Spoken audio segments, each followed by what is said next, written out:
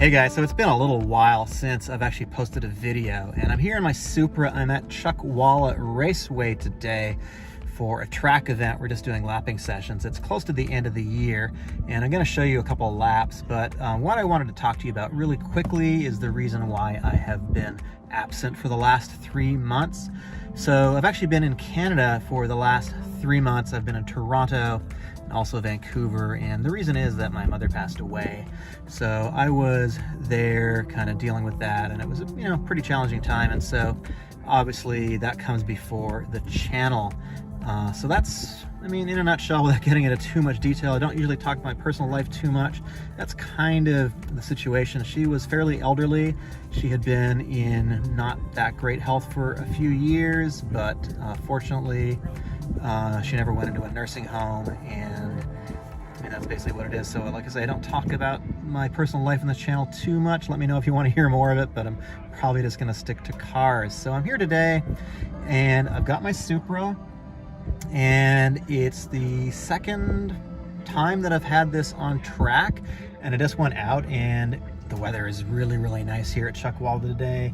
It's in the 60s. It's perfect weather, and man, I've been having fun. Got a little bit sideways, so I'll show you that little sideways section, and just hooning it up here. So people have been talking ill about the Supra for a long time. People say it's just not a great car, it's not that powerful, etc. But I find that it is really, really a consistent car on track, and it is really easy to drive on track here. And we've got a couple of them here today. Here is Gerald at Supra Mark V. You can check him out on Instagram. He's got a pretty nice setup over here with some TE37s, KW coilovers. He's also got the APR wing, which is not on there right now. It's actually sitting on the ground over here. Mine is installed, and he's got some front arrows, so he's going to take it out and see how it feels without the wing, to see what it's going to be like for GTA Global Time Attack, to see what it would be like in the class without the wing.